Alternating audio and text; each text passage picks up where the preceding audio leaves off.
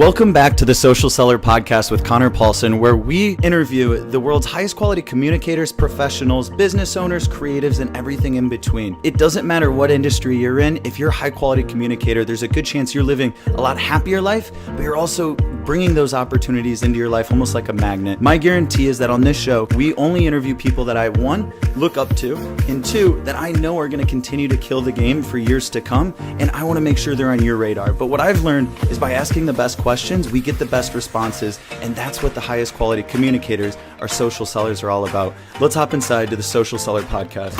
Yeah, I'm ready, brother. All right. Welcome back to the Social Seller Podcast with Conor Paulsen. Today we have a special guest, Brendan Hsu. We're going to hop right in. Founder at Aerial Canvas. Last year did almost 10 million in revenue. You're managing over 100. I know. Okay, well, yeah, I'm rounding. Okay. Rounding. But hey, even, all right. I love it. We're going to go with it. Let's go. Managing over 100 employees. One quote that I saw that you had said, and I really like your mindset, that you never want a person to lose a deal because they don't have the right marketing in place. And now I know that really relates to how you help the top 1% of real estate professionals in California and beyond. You have an awesome company that started in San Francisco, has grown. You and me met here in San Diego. Now, you are a serial entrepreneur. You have some involvement in Tonomo. Is that how you say it? Tonomo. Tonomo. Okay, I'm excited to dive into it together. You're a world traveler, and I'm excited because when we first originally met, you were in sobriety, and you were like, that's where we really hit it off, because we talked about 75 hard, and you were saying, no, I want to get to this milestone in the company, and then you're going to do this and travel, and I was like, oh, that's awesome. And you were, most importantly, mentoring the next generation of entrepreneurs and agency owners. So listen closely. There is a ton of value here. I really look up to Brendan. We've known each other, I'm going to say at least a year now, and there's a lot of mutual respect there for each other. Now, I don't know a ton about real estate yet. I'm excited to dive more into it. Brendan, thank you for being here. What excited you to get out of bed today? This podcast. Let's go, baby. I can't wait to share all the value with you. I think you're someone who has always been the type of entrepreneur that asks great questions, and when you ask great questions, you got great answers. So I'm ready to provide some great answers today. Thank you, brother. And that's what we're all about. So to hop in, now you went to the University of Illinois. Did you grow up in the Midwest, and what was your childhood kind of like? I actually grew up all the way on the other coast, the East Coast. I was a Bostonian. Grew up in the suburbs of Boston. Went to college, or went to high school there, and then come college, I wanted to fly the bird's nest a little bit, and so I ended up in the Midwest for almost 10 years. That's where I started my first business. That's where I had my first heartbreak. It was a good time. I love it. Yeah. Chicago's a fun place. And I guess it also makes the most sense. Let's hop into Aerial Canvas, because that's definitely where we've had the majority of our conversations between Uptown Creation, Aerial Canvas. You've always been able to provide a ton of insight. And genuinely, I don't even know if I've told you this, maybe I have, but I view you and your teams and what you've built, you're just... you're a few levels ahead of us, or maybe it's only a couple, right? So I love that we can have the relationship, because you don't need to take the time to talk to me. You're a busy professional too, but you want to. You're a leader that, you can get up to that level in the stairs, and instead of only looking forward, you're the guy that, wants to put a hand out, like let's bring this generation. So your actions align with it. That's the point I want to make. What is Aerial Canvas? How did it come together, man? Aerial Canvas is something I joined, actually. It's something that I helped inspire. And back in 2019, one of my best friends, my current roommate and business partner, he got let go of a job because they just closed shop. And he had lost his job. The company folded and went back to China. It's a company called Ehang. And they made, flying drones, and even drones that fly people around. It was like a flying drone taxi company that wanted to also get into the retail space, but didn't work out. And he was out of luck. He wasn't sure what to do. He wasn't sure how to make rent in California. It's expensive in San Francisco, especially. And that's when I helped him take the plunge into starting his business. He had saw that I had successfully started mine, and I said, hey, Colby, what better time than now to start your own business? And so he got around to flying a drone for a real estate agent, and soon that snowballed into a full suite of services: photography, 3D Matterport, websites, and I was consulting him along the way. And then a year in, he invited me out to California, and I was going through a transitionary point in my life there too, and I said, this is amazing. I think I can help you grow the business. He wanted help growing the business, and we became business partners full time, and it's been an amazing journey since. The first year, $250,000 in rev, second year 1.7, third year 5, last year 7. This year we're confident we'll hit 10. Awesome. With a team of 100, yeah. I love it. What's his name? Colby Johnson. Colby? Yeah. I've definitely heard the name. Yeah. I'm excited to meet him at some point. Mm-hmm. Colby? Good man.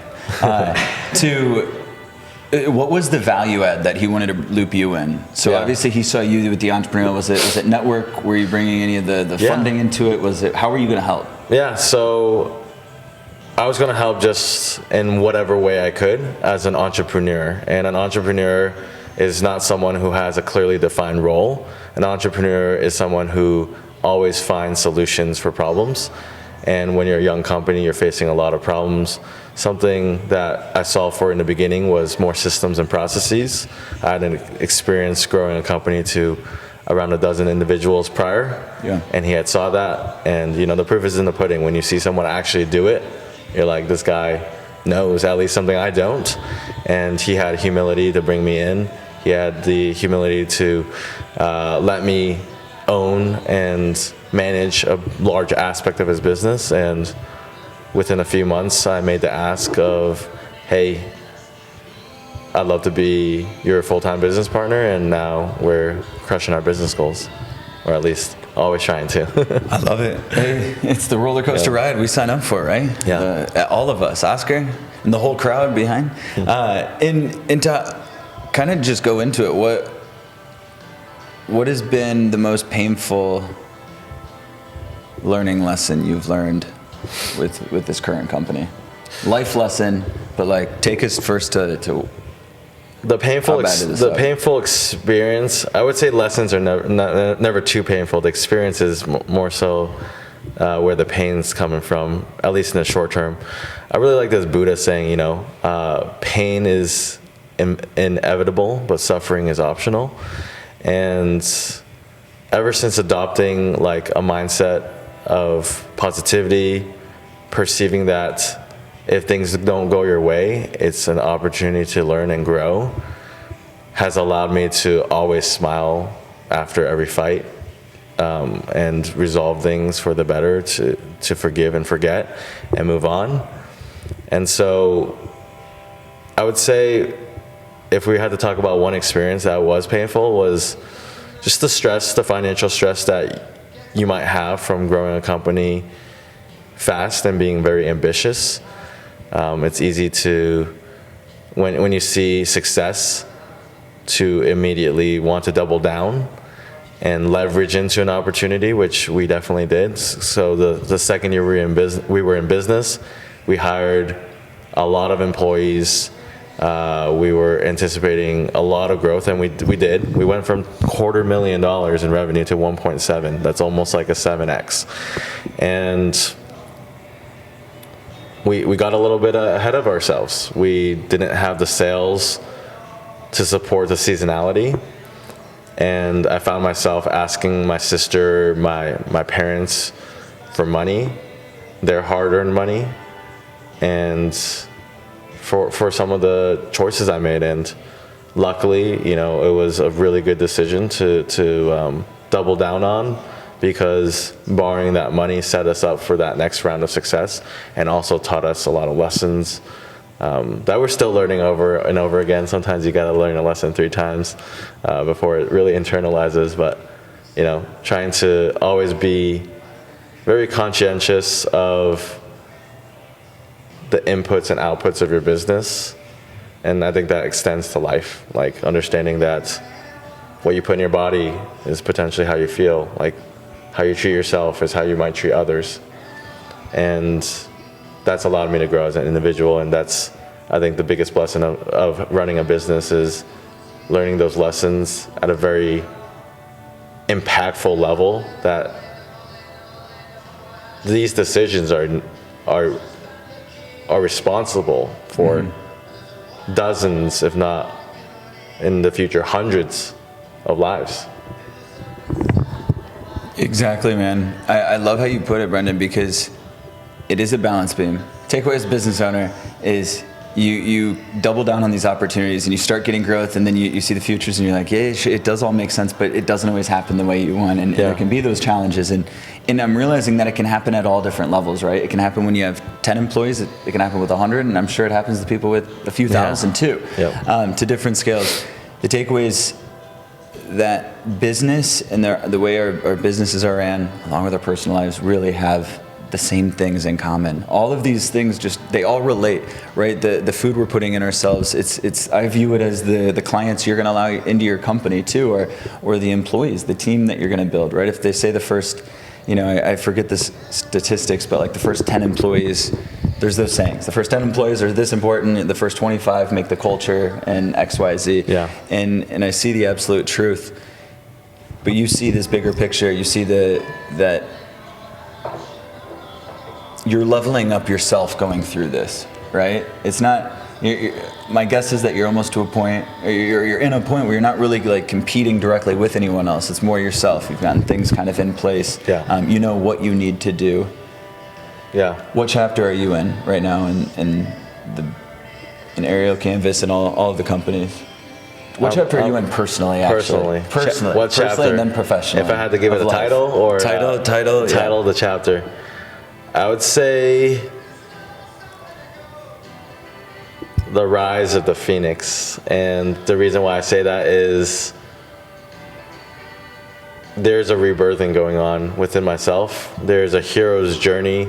I've gone through it a few times, and now I'm at a new infancy stage where, because of the mindset that I've adopted and internalized in the past year, 2 years, the lessons I've learned, it's put me on a potential trajectory of another 10x. Like, there's orders of magnitude in life, right? There's that first 10K that you made, coming out of high school. There's that first 6 figures in the bank account. Then there's the first milli, and whatever that means, your first million in revenue, first million in the bank, in your portfolio. And then there's 10. I think this next decade is my 1 to 10 and my 10 to 100. Like that is the new staircase that I'm climbing, and it comes with its own challenges. Like when you're a $1 million business, that's potentially a 10 to 20 employee business.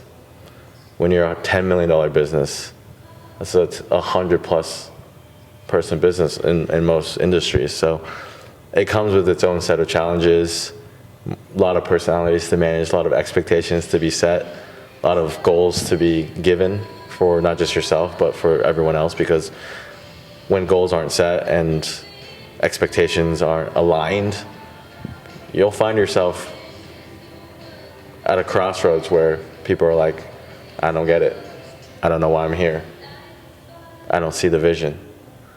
And I think that's a challenge I'm facing now, is making sure that I'm no longer just doing it for myself, but I'm doing it for the team. And I'm making sure that each individual team member knows how they can get to the next level if they work with me. I love that, man. And damn, too much to unpack everything there. A lot of good lessons. I didn't even have to ask, because I was just curious. Firstly, like, okay, talk about some of these challenges. What is it like getting to that level, almost having a $10 million company, and knowing that you're going to get there, and knowing that you have to level up as a leader to be the top, right? If you expect the team and to have any kind of influence and to have respect, there's an aspect of we have to show up. And I love that you explain how you have to communicate with everyone on the team and make sure that everyone understands the collective as where are we going to go as a company, as a team, but also on an individual level as leaders need to set standards for where the employee wants to go and the entrepreneurs want to go, and how can we be the resource to help them get there, and how do we create a structure and a plan? And this has been something that I have, it's brand new to me.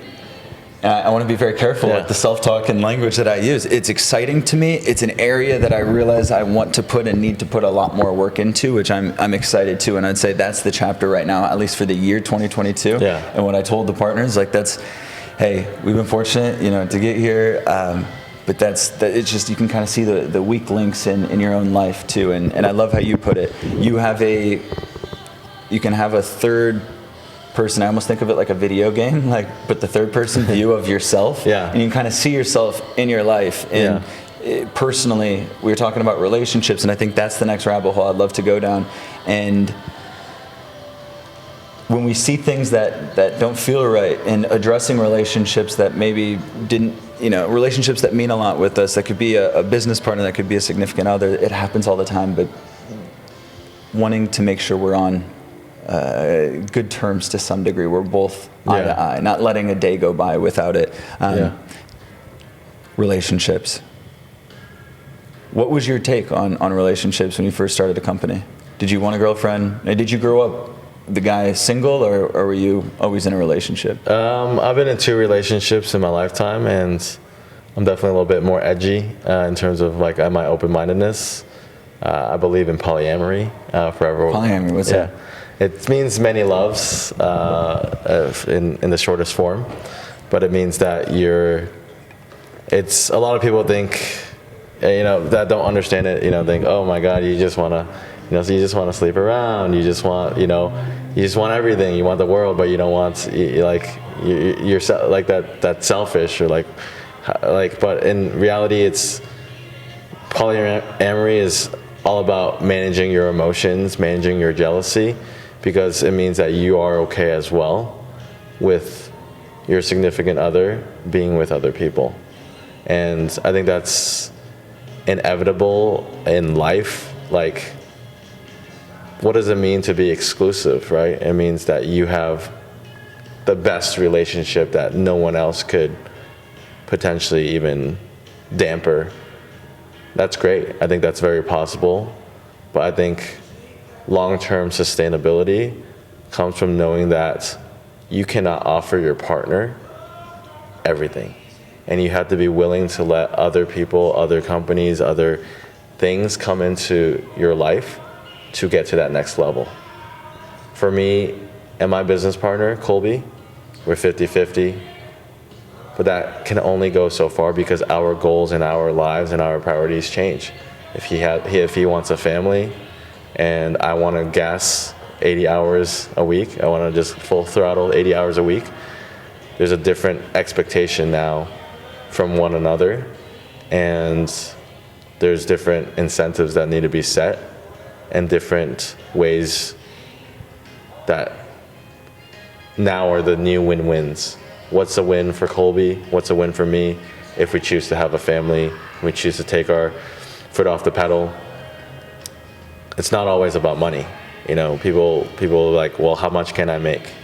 You'll get to a point when you're making 80, 100,000, or even less in some countries, and that's more than enough to be very comfortable, live in a luxury condo, and enjoy your life every day. But what does a truly successful person look like? It's a combination of obviously monetary financial success, but also your life goals, your spirituality, your work-life balance. Not to say anything's right or wrong, because there's times when I've enjoyed myself and I've done the 20-hour work weeks, and there's times I've gassed it all the way to 150, and I'll put in the 80+ hour work weeks. And it's about finding what chapter you're on. A great question you just asked, what chapter are you on? Is this the chapter for where you reap the rewards of all your labor and the fruits of your labor, or is it a chapter, a season of sowing and making sure that you're planting and watering the right right seeds. I love that. I love that. And when you start to look at the present and what chapter we're in, it's a little easier to look at the chapter that we came from and the chapters that happened before it. It starts to make sense. And when we start looking at those, we can start to see trends that maybe help us get a better idea of maybe where we should be headed or go in the future chapter that we don't know yet. But it's exciting. And there's a book, Brendan, that I was introduced to by Rob Dyrdek, and I don't know if you knew, he's a very, very into self-development. I like him because he has Midwest ties. He grew up in Ohio, but he also had Robin Big and the Fantasy Factory, and like growing up, that was always like a cool concept as a kid. Like, dang, he's doing whatever he wants. Like, he's building the Fantasy Factory. He's a professional skateboarder, and anyway, he's amassed and built this really cool brand, and he lives his life in a very advanced Excel sheet. Like, he checks in. I mean, I look up to him in so many levels, but I saw this little segment that I'd never seen before. He recommended a book I'd never heard before, but it was written in 1910, and I'd have to, oh my gosh, I gotta find it on my book, but it's the... No worries. The Art of Getting, The Science of Getting Rich by Wallace D. And it came out in 1910. The crazy thing is there's a handful of these books, right? The Alchemist and some others that came out. But when Rob recommended it, he said the statement of, if everyone just listened to this book, the world would just look like a different place. And you could just tell it was like off the cuff. Like, I don't know if he was in an interview, like he had said the direct point and then kind of like set it off. And I was like, damn, usually that's the best context, if we can pull that away. So anyway, I looked it up. I was like, oh, interesting. So I finished it yesterday. And it condenses and just takes out all the fluff of this. But the overarching context and point is that we need to be excited for the future and know that it's always going to happen in our favor, and that when it's not, we're just we move with it. We ride the wave, right? We don't control the wave. We're on the wave, and we're on the wave of life, but the wave is moving us in our favor. And so much of our conversation today just follows that same parallel. Yeah. And when it sucks, what do you do when personal life or professional life is just like shit? Like, what are the crutches that help you get back to the Brendan that you know is successful? And really, we're just talking efficient. You're showing up for the team. Yeah. It's all from within. Like, I don't think you can find happiness externally. Like, it's not in someone else. It's not in... it's not over there in this location. That location, that destination, that new city that you've wanted to go to, all it's doing is unlocking something here that you can still unlock without being there. Sometimes you do have to just remove yourself away from the situation, and it's get that space. But the most important thing that has allowed me to maneuver the hardships in life is mindset. And there's two mindsets or stories I like to share that always drives it home for me. And the first one is the story about the good wolf and bad wolf. I'm sure you've heard of it. Please tell me. Please enlighten us. Okay. So a young Cherokee boy was, sitting at a fire with the elder, and the elder was saying, "Hey, there's an eternal fight between the good wolf and bad wolf. The good wolf represents generosity, thoughtfulness, compassion, all the good characteristics that you might identify with in someone, and the bad represents jealousy, greed, arrogance." And he says this fight just is eternal. And then the young Cherokee son asks, "Well, Father, which wolf wins?" And the answer is the wolf that you feed. And so you might find yourself often in times in life, like even with your best friend, even with your family members, just in a very negative mind space. If you want to paint your best friend like an evil person, you can find probably over a dozen reasons why that person's not good, right? Or you can choose to focus on the good and find a million reasons to paint them like a saint. And that's something that we can do for ourselves, for others. You have to feed the good wolf. Like, the thoughts that you have, understand if they're coming from abundance or scarcity. Understand if they're coming from arrogance, or if you need to humble yourself a little. Like, feed that good wolf, because if you feed the bad wolf, it's a lose-lose for everyone, you and everyone around you. If you feed a good wolf, oftentimes only win-wins come out of it. There's one more story, and this is from, I believe, Wayne Dyer, amazing philosopher.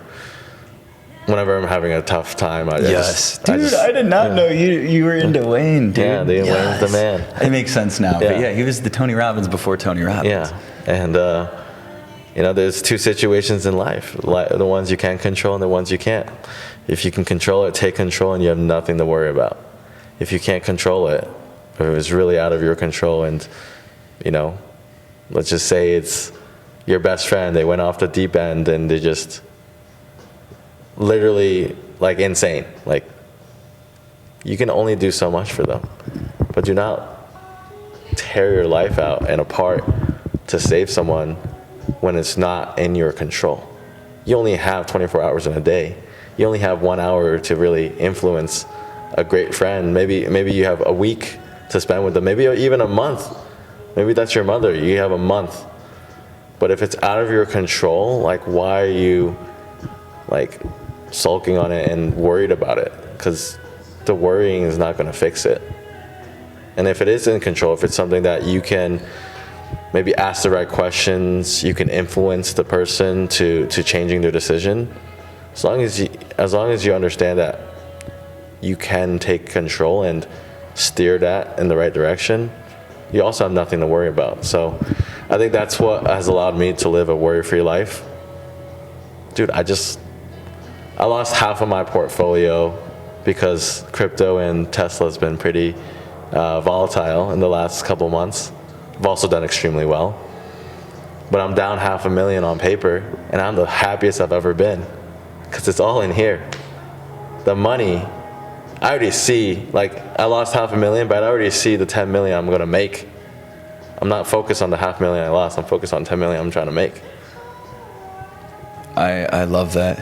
Dude, so many good points there. I love the Wayne Dyer, and I just have to coattail it because this is an old Uncle Grant, like Uncle G video that I saw a while ago, but he's talking about how he was hanging around a billionaire friend, and they were in a casino, and him and his buddy had been playing all day, and they lost, like, 50K, 100K or something, and they were all bummed out. Like, that really hit them, right? And they went and talked to this guy that they saw, and they were like, oh, they bumped into him. Oh, I didn't realize you were here, Rick, whatever. And Rick's like, oh, yeah. And they knew Rick was, like, he's been out here, he's been doing it, he's in the B club. And but it was this context of, he explains, oh, yeah, no, he was simply there just for the fun. Now, he was gambling, and they went on to see him lose, like, $250,000 in just a couple of hands, and all he could do was, like, chuckle and laugh in the most genuine way. Now, is this the best example of like the point I'm making? It's that the lens they're having, though, is only abundance. You can lose it, and the magnitude is only specific to how much we attach to it. Yeah, right? Exactly. So if we can just really put ourselves in the mindset and get excited about the future, like being excited about it.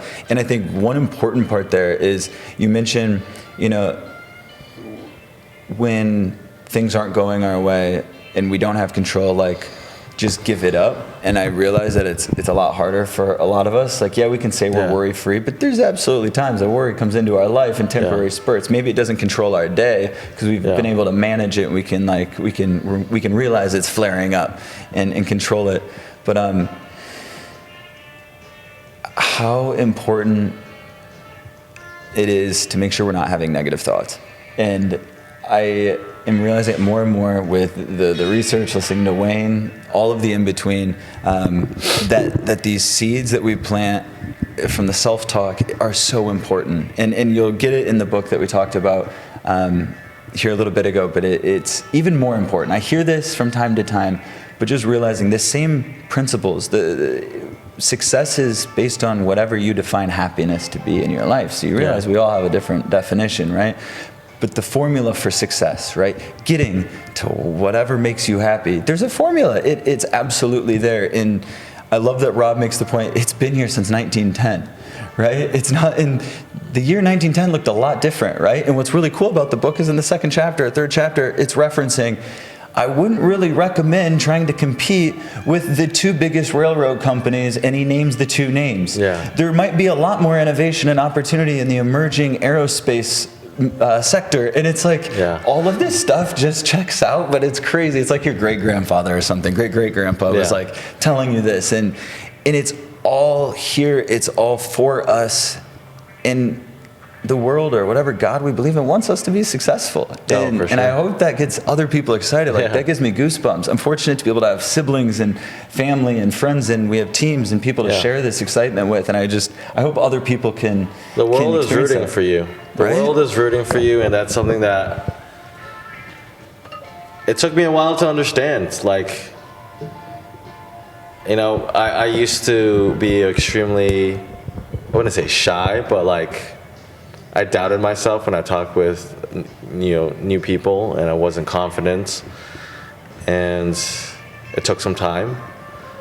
But everyone's rooting for you. Like when you go up to a stranger, you think they want you to be a loser talking to them. They want you to be the most amazing person they've ever met. Same with a girl that you might be interested in. You think when she gives you the time of day for 5 minutes, she's just like, oh, I wish this guy's a loser. No, she's always rooting for you to be that winner in that conversation. Yeah. And there's this one saying that has allowed me to really just put myself out there. The worst thing that can happen to you when you go ask for something, you ask of something from the world, is a no, right? That's really the worst that can happen. Sorry, no, not yet. No, not right now. That no can still hurt. That no can hurt. But if you do not ask, you just said no to yourself, and that is the worst feeling. That's regret, baby. That's you rejecting yourself. You can't actually do anything about that. You can't do anything about that. You can let it go. What are you gonna do? Right now we're gonna fast forward. We're gonna do a little some minor NLP shit. We're gonna put ourselves in the future state of you are 95 years old. Yeah. Brendan, and you are in the hospital, you're around loved ones and family, and this might be one of the final chapters. Could be. Yeah. I'm not trying to make it sad, but we're just going to make the context, and I know you'll go with this. 95, dude? You're looking back, though. I was smiling. You're looking back right now at how old are you right now? I'm 31. So you're 31. Damn, you're young.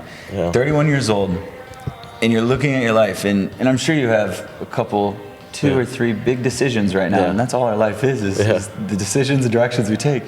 And you're at this fork in the road. But again, you're 95 looking back. It's 31. Damn. Yeah. It was 2/3 of a life ago. Where would you be the most proud?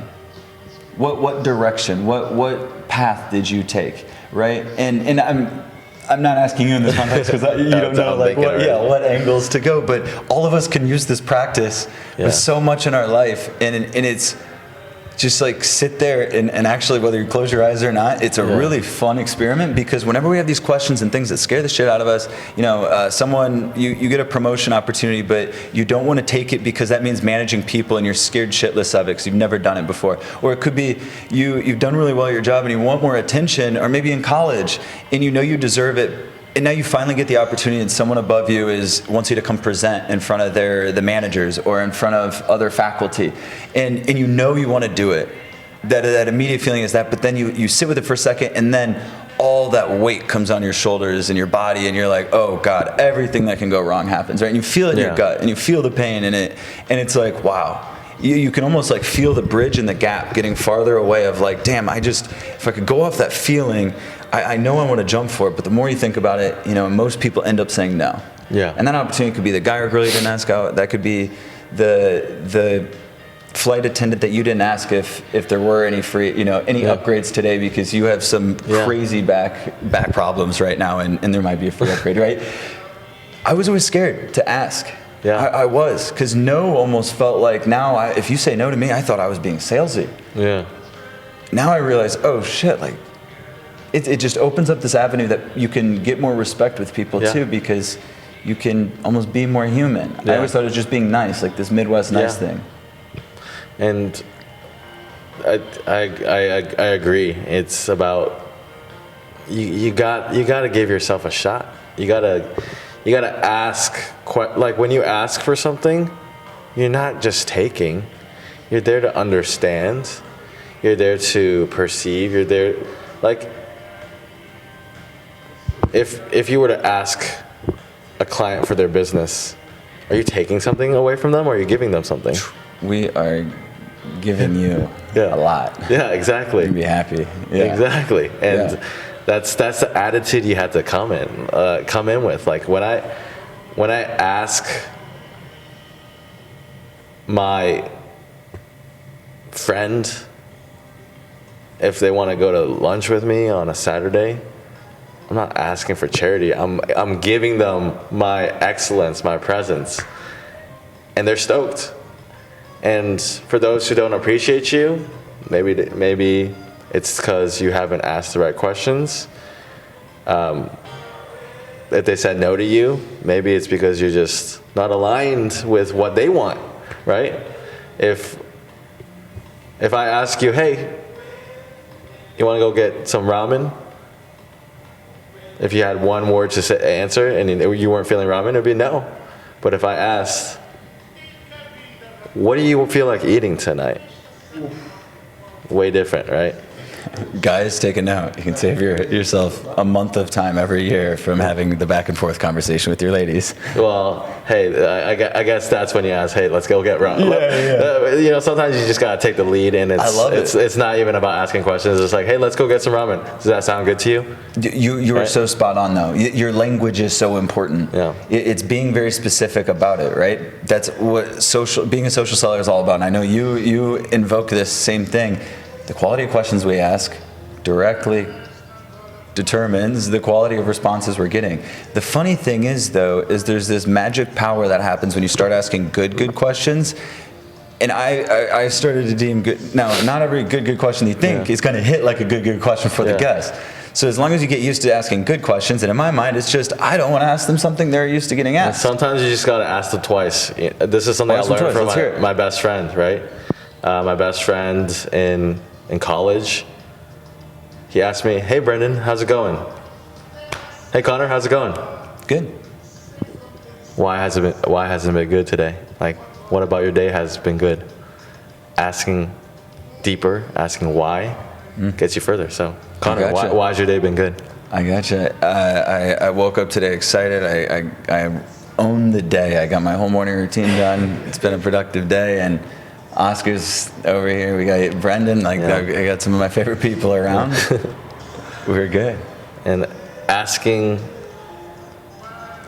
a level deeper is what's going to get you the answers.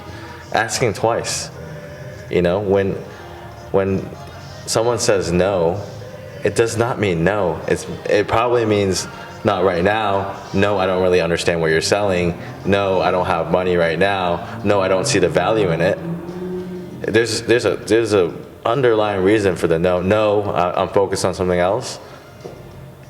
But that no can easily switch to yes if you ask the right questions. Yeah. Is it about a budget? Is it about focus? Is it about priorities? Is it about they don't really understand? Is it a gap in knowledge and education? Why no? Is it no because what you're selling is really like not beneficial to society, and maybe you got to ask yourself the question now? Right. Why does everyone keep saying no to me? Is it because I'm selling a bad product, or is it because I need to improve on X, Y, and Z? Ask the questions and you'll find the answers. Absolutely. Ask the questions, baby. Ask them. The one I like to start, or one of the versions that I really like, is combining those two into one. And the nicest thing is, how can we control the energy level of conversations to some degree, right? Now, if we're going through the checkout at groceries, 90% of cashiers are not like the happiest to be there. They're working a 12-hour shift. They're standing on their feet, right? Yeah. but how can you create some version potentially that could alter their day? And a smile can really, really do that. You can see it with people, and you just have no idea what people are going through. And so a lot of times it's, read a name tag, it's Brendan. Yo, Brendan, what's up, dude? And you came in and compliment. You give genuine compliments too, and then it's, Brendan, what's been the highlight of your day? What's been the highlight of the first half of your day? If it's the second half, I'm on a sales call. It's what's been the highlight of the second half of your Friday, right? In their time zone. It's always relevant to them. It's what are you looking forward to this weekend? What did you learn from last week? Yeah, it's intention. You know, are you asking with intention, or are you asking because it's just courtesy and you're doing it, you know, because you're just trying to keep up a professional mannerism? Social babble. Right? Yeah. If I ask you and I'm just like, hey, you know, how's your day going? Okay, good. Let's move on. Did I really care how good your day was? Versus if I asked you, hey, how's your day going? Oh, why has it been good? And what about it can be better? And that intention goes a long way in everything that you do. Like if you want to make someone's day, if you want to, someone that's a cashier at a Costco or whatever, they're usually pretty positive people for the most part. But if you really want to bring in that energy, that positivity, it needs to be very intentional. Like my goal is to make this person smile right now. My goal is to engage this person actively. My goal is to come in with such a positive frame and reality that they have no choice but to smile. Yeah. Right? That's the level of energy and intent that you need to bring if you want to be the champion and commander of your own reality. Of your life, to create the better one that we're all aspiring to live. And what do you do it for others? Yeah, exactly. What are you doing though on a daily basis that enables you to do this consistently? Like what are you doing? What are the consistent behaviors? What do you have that either allows you to be productive and work or get your mindset right? You know, for people it's working out, it could be a meditation, it could be what is specific to you? Is there one or two that helps you maintain this mindset? I would say I definitely need to exercise more. I definitely need to eat better. I'm very aware of that. But what has helped me stay on path to date is teaching. I think teaching is the best form of learning. Everything that I learn, I try to teach right away. I like to share. I like to get feedback.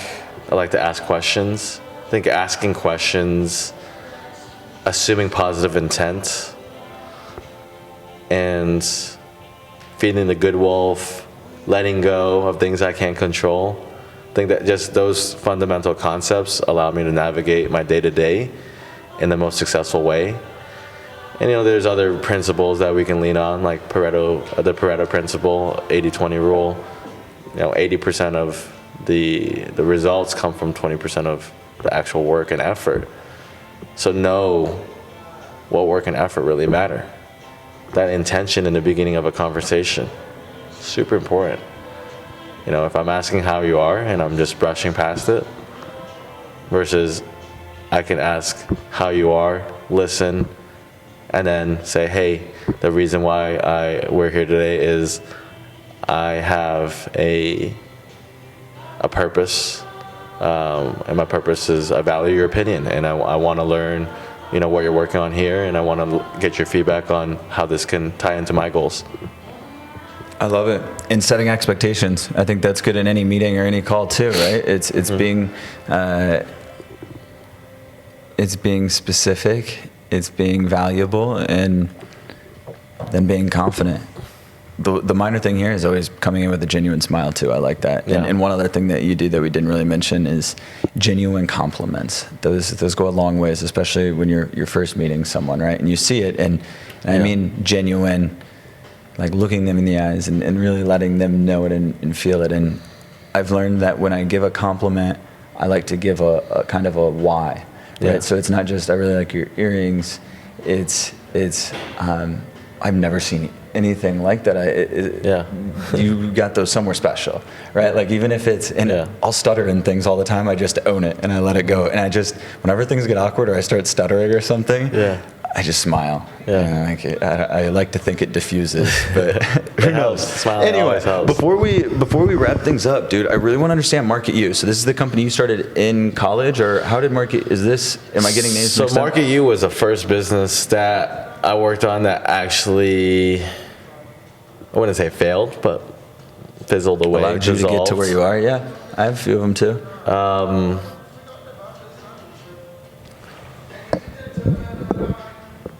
I was not asking the right questions and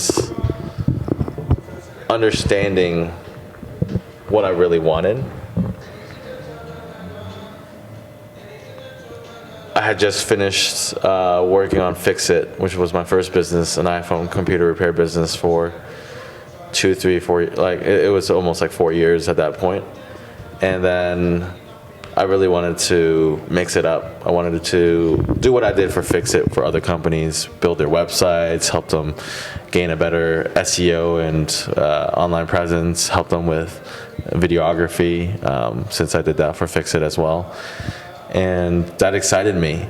And I found someone else who was really passionate about it, my business partner at Market U, Andrew Bahari. But I was asking the wrong questions. And what I mean by that was, in my mind, I'm just like, how do I work smarter and not harder? When I should have been asking, how do I work harder and smarter? Because I was looking at this young, ambitious kid, and I was just like, man, if I just found a younger version of me that's hungrier and more ambitious, I could just teach him everything, and he'll do all the work. And that I was betting on someone else other than myself for the success of the business, and I was leaning too hard in that direction.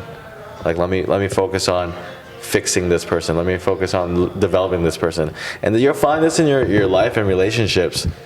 The focus should not be on your girlfriend, why she's doing this, why she's doing that, or your husband, or wherever you are in life, or why isn't my business partner doing this or doing that. What can you do within your realm of control? Could you be asking better questions? Could you be leading with more positive intent? Because it starts with you. It does not start with someone else. Stop looking at someone else. You can do this better. You can do that better. What can I do better to help you achieve that? Is the right question to ask. And I think that's where I learned the hard way. I invested a lot of energy into someone else when, in fact, the energy should have been focused on myself, so I can give him more. Yeah. So I can lead better. The answers are not out there. They start here. And then when you ask the right questions, that's when you get the answers from out there. Would you say that it helps to believe and really fully believe and grasp the extreme ownership mindset? 100%. Because that's what's helped me, because I could read this thing, but until I took, what Navy SEAL wrote that one? Like, I don't even know. David Goggins. Was it Goggins? Okay. But simply put, it's Willard. Yeah. It's Jocko. I think it was Jocko, I think. Yeah. But anyway, that did just change my mindset just enough that I needed to be like, oh, wow. And the whole team, right? It's never about pointing fingers, because the second you do that, no one ever wants to work for a leader like that. I'm always just trying to put myself in the shoes of how do we influence, and I still know there's levels to improve. Do you have any recommendations? Have you gone to a course, seminar, YouTube channel, Udemy course, masterclass course that has really helped you with management, other than just like the in-person, the experience, the reps? Management of my team and people? Team and people. I feel like I've learned it quite organically, like through maybe looking up some articles here and there, stumbling upon a Harvard Business Review article that maybe my managing partner, Jeer, has shared a few just in the last week. And that's just that constant education. I think management is too specific of a topic. Like if you want to really be successful with management, you have to understand sales. How are you selling an idea? How are you consulting someone on thinking differently? How are you setting expectations? It's very much more sales skills than I think even management. Like I've taken sales and I've applied it to management. And I think sales is one of the best skills you can learn. It's about influence, it's about consulting, it's about understanding, how to convey value. And so to answer your question, what do I study on management? Study how to be a good person. I study how to sell. I study how to be more accountable, how to make a bigger difference, how to inspire others. I think that's good management. I think management, in a strict sense, keeping tabs on performance and all that stuff, like that's important, but that's not my focus anymore. My focus is to help people understand what the key outcomes are, the key objectives we're going after, the actions we need to take to get there, and the rewards that we can present and give if they can help us achieve those goals. Mm-hmm. One of my favorite sayings that I've heard a couple times in the last year, if you want to understand the outcome, look at the incentives. Management is all about, yes, you need the punishment, you need the policies, you need the constraints, so someone doesn't go AWOL and cause havoc in your business. But how do you get someone from a C-level performance, a B-level performance, to an A-level performance? Make sure the right incentives are aligned with the business, with them, with you, and then you'll know the outcome. I gave that advice to one of my students, and he said, dude, like, my employee did a 180, because now the employee had the right incentives. Oftentimes incentives aren't just monetary. Well, a lot of times if it's related to work, it is, because money is a storage of energy, of value. And so it's easy to transact and give that back when someone gives you value within your business. But that saying, if you want to understand the outcome, look at the incentives, is going to truly allow me to take myself and my business and those around me to that next level, because that's the framework, right? Why does capitalism work? Because there are incentives to grind, to work hard, to be an entrepreneur, to do something truly differentiated, because the framework of the incentives are set up so people want to grind. Yeah. If you have a socialist society or a communist society, you think you're going to have a lot of innovation? When you're forcing people to live a lifestyle, just like us. We're all kids, right? We don't like being told what to do. Exactly. I love that, though. No, man, those are such good points, and I took down like 4 mental notes. If you saw my eyes like wandering, it was literally me thinking of names and like how I'm taking mental notes of things I want to implement. I love that, because the incentives do need to, and especially with my job is to lead the sales team, right? And make sure we have the right management in place and the right trainings, onboardings, but incentives is something that I think can be specific to the individual, and something that I personally want to talk about each with individually, while the team is still a size that we can do this, to kind of understand and create something specific to us. And what does that, the 3 to 12 month plan look like? And to me, it also spoke on, if they are about it for the long haul. And for us at Uptown Creation, anyone that works with us, they understand it's the personal development and professional development. We want you to grow, through the ranks. Yeah. And we realized at whatever point it might make the most sense. You have a huge, awesome opportunity that comes up. Like, we are your supporters, right? Yeah. We want you to. We want to get you to a point that your life can do that. And it's getting rid of the selfishness, and it's a really cool model. But I'm seeing that it goes past just commission, and the financial like goals and little sales promotions that you can do. To wrap things up, for anyone that would be interested in who are the types of people, because I know you hire top tier talent, but for anyone that's watching this and really vibed with you or relates with any of these aspects from our conversation today and potentially wants to look at gigs or being able to work with you or being coached by you, where can they learn more? So I have a website. It's a personal website of mine. You can go there to learn a little bit more about my journey as an entrepreneur, my journey as a human being. How do you spell it? It's Brendan, BrendanHSU.com. And you'll probably find this podcast there too as well when we publish it. I'm going to drop it in there as well. So I love it. We will drop the links down below. Thank you again. This was an awesome episode. 45 minutes flies by with you, man. Awesome. Good one. Hell Thank yeah. you.